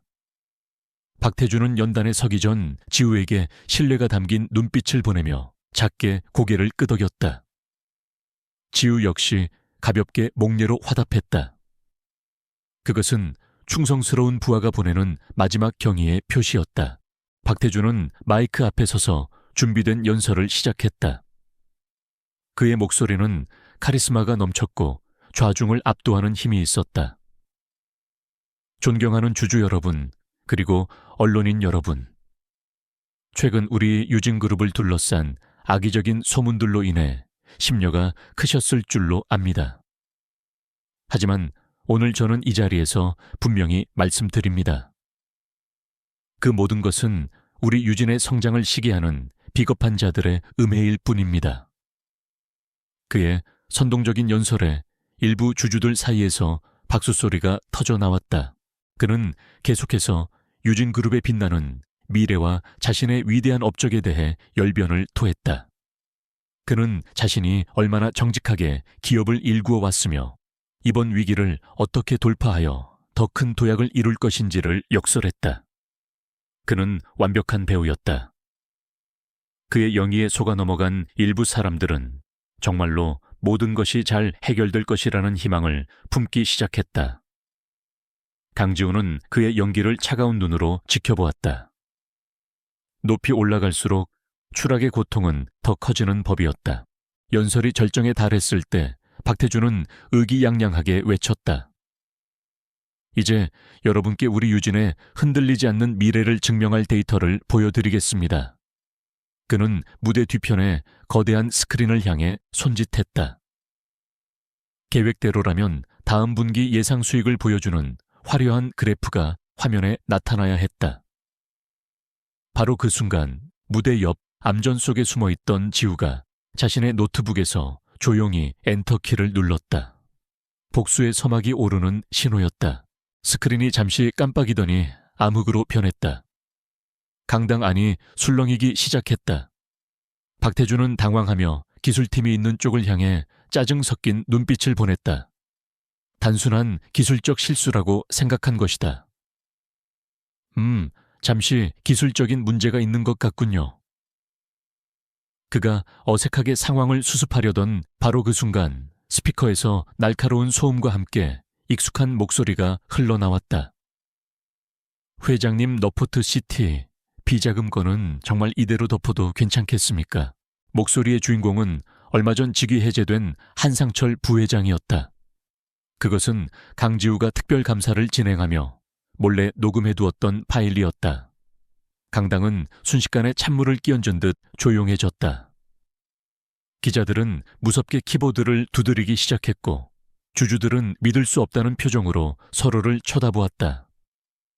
박태준의 얼굴이 하얗게 굳어졌다. 그는 고함을 질렀다. 이게 무슨 짓이야. 당장 꺼. 당장 끄라고. 하지만 그의 명령은 허공에 흩어질 뿐이었다. 기술팀은 이미 지우가 설치한 바이러스에 의해 모든 통제권을 상실한 상태였다. 그리고 박태준에게 진짜 절망을 안겨줄 두 번째 비수가 날아들었다. 화면이 다시 켜졌다. 하지만 그곳에 나타난 것은 재무보고서가 아니었다. 낡고 허름한 어촌 마을의 낚시터 관리소, 그리고 그 앞에 서 있는 오정석 실장과 공포에 질려 무릎 꿇고 있는 늙은 권영철의 모습이었다. 영상 속에서 오정석의 차가운 목소리가 강당 전체에 울려 퍼졌다. 회장님께서는 의리를 지키는 사람을 절대 잊지 않으십니다. 따님이 곧 대학에 들어간다고 들었습니다. 그 똑똑한 아이의 미래가 아주 작은 말실수 하나 때문에 망가지는 일은 없어야 하지 않겠습니까? 모든 것이 너무나도 선명했다. 회장님이라는 단어, 그리고 권영철의 딸에 대한 명백한 협박. 이것은 더 이상 의혹이 아니었다. 반박할 수 없는 범죄의 현장이었다. 강당은 아수라장이 되었다. 주주들은 고성을 지르며 분노를 터뜨렸고 기자들은 미친 듯이 플래시를 터뜨렸다. 박태준은 무대 위에서 완전히 넋이 나간 사람처럼 서 있었다. 그의 오만했던 얼굴은 이제 공포와 절망으로 일그러져 있었다. 그는 자신이 쌓아 올린 모든 것이 단 몇 분 만에 무너져 내리는 것을 속수무책으로 지켜봐야만 했다. 바로 그때 강당의 모든 문이 동시에 활짝 열렸다. 모두 움직이지 마시오. 서울중앙지검 특수부입니다. 김민준 검사가 수십 명의 수사관을 이끌고 강당 안으로 들이닥쳤다. 그의 목소리는 혼란의 한복판을 가르는 칼날처럼 날카로웠다. 수사관들은 순식간에 무대를 장악하고 경비원들을 제압했다. 김민준은 성큼성큼 무대 위로 걸어 올라가 망연자실해 있는 박태준의 앞에 섰다. 그는 차가운 목소리로 말했다. 박태준 씨, 당신을 증거인멸 교사 협박 횡령 및 배임 혐의로 긴급 체포합니다. 카메라 플래시가 마치 기관총처럼 터져 나왔다. 대한민국의 살아있는 신화재계의 황제로 군림하던 박태준의 손에 차가운 수갑이 채워지는 순간이었다. 그는 수사관들에게 끌려가면서도 여전히 현실을 믿을 수 없다는 듯 필사적으로 주위를 둘러보았다. 그의 텅 빈 눈동자가 마침내 무대 한편에 서 있는 한 사람에게 멈췄다. 모든 혼돈 속에서도 강지우는 미동도 없이 그 자리에 서 있었다. 두 사람의 시선이 허공에서 마주쳤다. 그 짧은 순간 박태준은 모든 것을 깨달았다. 그의 눈앞에 서 있는 것은 충성스러운 비서가 아니었다. 그는 처음 보는 낯선 얼굴, 자신을 심판하기 위해 찾아온 냉혹한 저승사자의 얼굴을 보았다. 배신감보다 더 큰 근원적인 공포가 그의 온몸을 휩쌌다. 그는 무언가 소리치려 했지만 목소리는 나오지 않았다. 그의 제국은 그의 가장 가까운 곳에 있던 그림자의 손에 의해 완벽하게 무너져 내렸다. 수갑이 채워진 박태준은 짐승처럼 발버둥 쳤다. 평생을 지배자로 살아온 그에게 지금의 상황은 죽음보다 더한 치욕이었다. 그는 수사관들에게 끌려나가면서도 필사적으로 무언가를 찾으려는 듯 충혈된 눈으로 아수라장이 된 강당을 훑었다. 마침내 그의 시선이 무대 한편에 미동도 없이 서 있는 강지우에게 꽂혔다. 그 순간 흩어져 있던 모든 퍼즐 조각이 그의 머릿속에서 섬광처럼 맞춰졌다. 분노와 배신감이 그의 마지막 남은 이성을 집어삼켰다. 그는 갑자기 온 힘을 다해 수사관들을 뿌리치고 지우를 향해 달려들었다. 너였어. 내 놈이었어. 그의 목소리는 증오로 갈라져 있었다. 수사관들이 급히 그의 뒤를 쫓아 다시 몸을 제압했지만 그는 광인처럼 소리쳤다. 내가 너를 거둬주고 너에게 모든 걸 줬는데, 내 아들보다 더 너를 믿었는데 어째서 대체 왜 나를 배신한 거야? 그의 절규는 동정심을 구하는 어린아이의 울음처럼 처절하게 강당에 울려 퍼졌다. 그는 여전히 자신이 피해자라고 믿고 있었다. 모든 카메라와 시선이 두 사람에게 집중되었다. 강지우는 자신을 향해 돌진하는 박태준을 피하지 않았다. 그는 오히려 한 걸음 앞으로 나아갔다. 수사관들에게 붙들려 짐승처럼 헐떡이는 늙은 폭군을 그는 지극히 차갑고 평온한 눈으로 내려다보았다. 그의 입이 처음으로 비서의 역할이 아닌 한 인간으로서 열렸다. 그의 목소리는 낮았지만 강당의 모든 소음을 잠재울 만큼 날카로웠다. 당신은 내게 아무것도 주지 않았어. 당신은 내게서 모든 것을 앗아갔지. 박태준은 이해할 수 없다는 표정으로 그를 보았다. 지우는 말을 이었다. 내 이름은 강지우가 아니다. 적어도 당신이 아는 나는 그렇다. 그는 박태준의 눈을 똑바로 응시하며 20년간 자신의 심장에 봉인해두었던 이름을 꺼냈다. 당신은 서연아라는 이름을 기억하나? 그 이름이 불리는 순간 박태준의 얼굴이 미세하게 굳어졌다. 그것은 너무 오래되어 잊고 있던 하지만 결코 지울 수 없는 과거의 흉터 같은 이름이었다. 지우의 목소리는 계속해서 과거의 망령을 불러냈다. 당신의 탐욕을 채우기 위해 내 어머니의 모든 것을 훔쳤던 당신. 어머니가 당신의 비리를 세상에 알리려 하자 사고로 위장해 어머니를 죽이고 연구 자료를 불태웠던 당신. 그는 한 걸음 더 다가섰다. 그의 눈빛은 더 이상 텅 비어 있지 않았다. 그 안에는 20년 묵은 슬픔과 분노가 검은 불꽃처럼 타오르고 있었다. 나는 그 모든 것을 목격한 당신이 죽인 그 여자의 아들이다.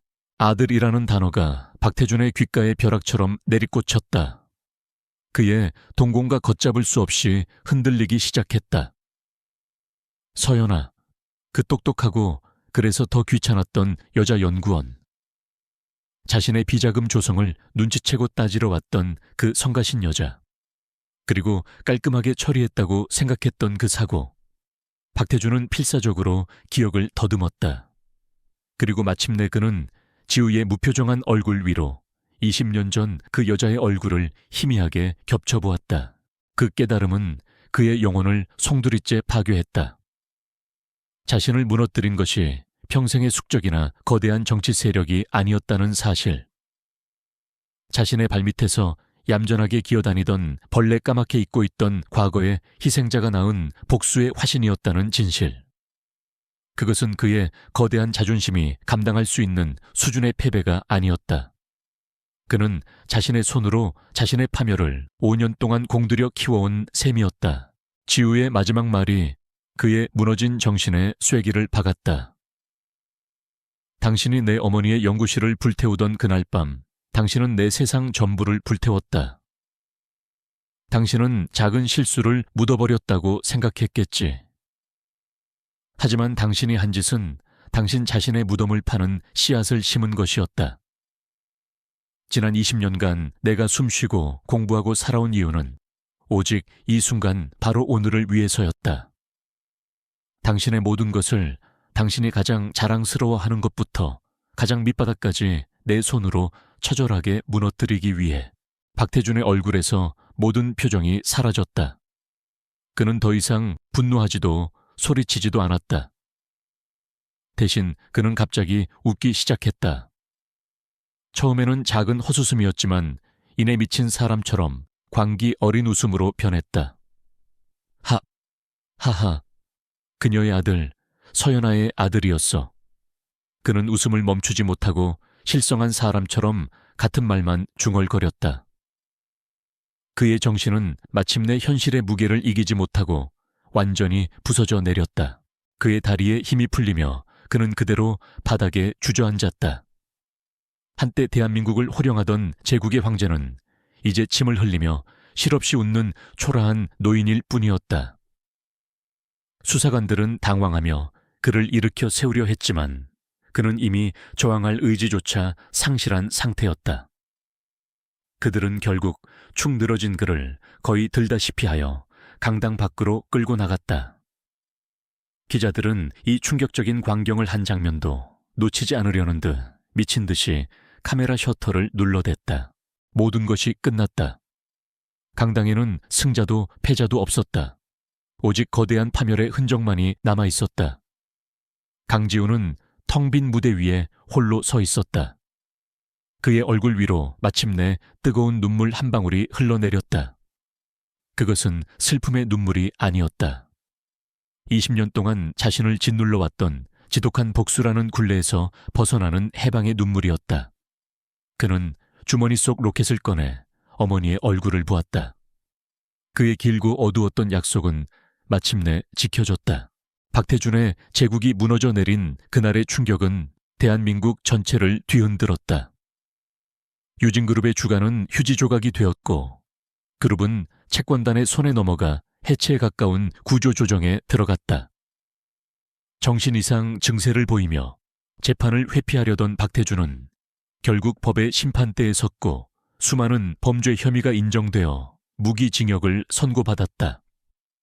그의 충견이었던 오정석과 한상철 역시 수십 년의 중형을 선고받고 역사의 뒤양일로 사라졌다. 한 시대가 그렇게 막을 내렸다. 김민준 검사는 이 사건을 계기로 재벌 저격수라는 별명을 얻으며 국민적 영웅으로 떠올랐다. 그는 부패한 권력의 상징을 무너뜨린 정의의 사도가 되었다. 그는 강지우가 제공한 모든 자료를 넘겨받아 수사를 마무리했지만 법정에서 그의 이름을 직접적으로 언급하지는 않았다. 그것은 법의 테두리를 넘어선 복수를 실행한 한 남자에 대한 검사로서의 마지막 배려이자 인간적인 존중의 표시였다. 사건의 중심에 있었던 강지우는 검찰 조사를 마친 후 연기처럼 대중 앞에서 사라졌다. 언론은 한동안 그의 행방을 쫓았지만 그는 어떤 흔적도 남기지 않았다. 어떤 이들은 그를 사적 복수에 미친 괴물이라 비난했고 어떤 이들은 거악을 무너뜨린 다크 히어로라 칭송했다. 하지만 지우에게 그런 세간의 평가는 아무런 의미도 없었다. 그는 자신의 긴 전쟁을 끝냈고 이제 그에게는 마지막으로 해야 할 일이 남아 있었다. 몇 달 후 계절이 바뀌고 가을 햇살이 따사롭게 내리쬐던 어느 날 지우는 남쪽 바다가 내려다 보이는 작은 언덕에 있는 어머니의 묘지를 찾았다. 20년 동안 그는 복수를 다짐하는 장소로서 이곳을 찾았었다. 하지만 오늘만큼은 달랐다. 그의 손에는 국화꽃 대신 어머니가 생전에 가장 좋아했던 하얀 백합 한 다발이 들려 있었다. 그의 발걸음은 더 이상 복수의 무게에 짓눌려 있지 않았다. 그는 어머니의 묘비 앞에 서서 아무 말 없이 한참 동안 바다를 바라보았다. 묘비에는 별을 사랑했던 과학자 서연아, 여기에 잠들다라는 짧은 문구가 새겨져 있었다. 지우는 조용히 묘비에 기대 앉았다. 그는 마치 어린 시절로 돌아간 것처럼 어머니에게 그동안 있었던 일들을 나지막이 들려주었다. 그의 목소리에는 더 이상 분노나 슬픔이 담겨 있지 않았다. 오직 깊은 평온함만이 감돌았다. 어머니, 이제 다 끝났어요. 당신의 명예도 당신의 연구도 모두 제자리를 찾게 될 겁니다. 너무 오래 걸려서 죄송해요. 그는 품에서 낡은 로켓 펜던트를 꺼내 묘비 앞에 조심스럽게 내려놓았다. 이제 이 짐을 내려놓으려고요. 그리고 어머니도 이제 모든 걸 잊고 편히 쉬세요. 그는 처음으로 마음속 깊은 곳에서부터 우러나오는 평화를 느꼈다. 지독하게 길었던 그의 밤이 마침내 끝나고 있었다. 그 후 지우에게 새로운 제안이 찾아왔다. 유진그룹의 정상화를 위해 파견된 전문 경영인 팀이 그에게 연락해 온 것이다. 그들은 지우의 능력을 높이 평가하며 그룹의 핵심적인 역할을 맡아달라고 부탁했다. 강지우 씨만큼 유진그룹의 문제점을 잘 아는 사람은 없을 겁니다. 과거를 무너뜨린 당신의 손으로 새로운 유진을 만들어 주십시오. 그것은 누구라도 거절하기 힘든 매력적인 제안이었다. 지우는 자신이 20년간 증오했던 제국의 심장 스카이워크 타워의 회장실에서 그들을 만났다. 한때 박태준이 앉았던 바로 그 자리였다. 그는 창밖으로 펼쳐진 서울의 풍경을 내려다보았다. 한순간 이 모든 것을 자신의 손으로 재건하고 싶다는 유혹을 느꼈다. 하지만 그는 이내 고개를 저었다. 그는 이 도시를 내려다보며 복수를 꿈꿨지만 새로운 삶을 꿈꾼 적은 없었다. 제 역할은 파괴하는 것이었습니다. 창조는 새로운 사람들의 몫입니다. 만약 제가 이곳에 남는다면 저는 평생 복수라는 과거의 그림자 속에서 살게 될 겁니다. 그는 정중하지만 단호하게 제안을 거절했다. 저는 이제 제 이름으로 저만의 삶을 살고 싶습니다. 그는 미련 없이 그곳을 떠났다. 그의 인생에서 가장 길고 어두웠던 한 챕터가 완전히 넘어가는 순간이었다. 다시 1년이라는 시간이 흘렀다.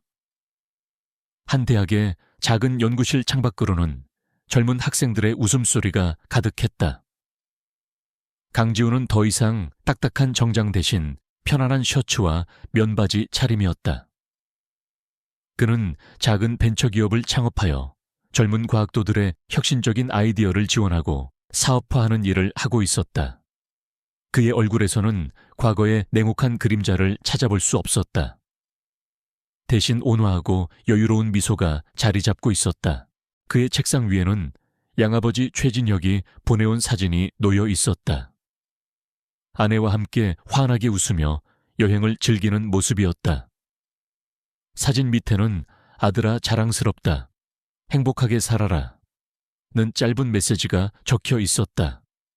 그때 그의 핸드폰이 조용히 울렸다.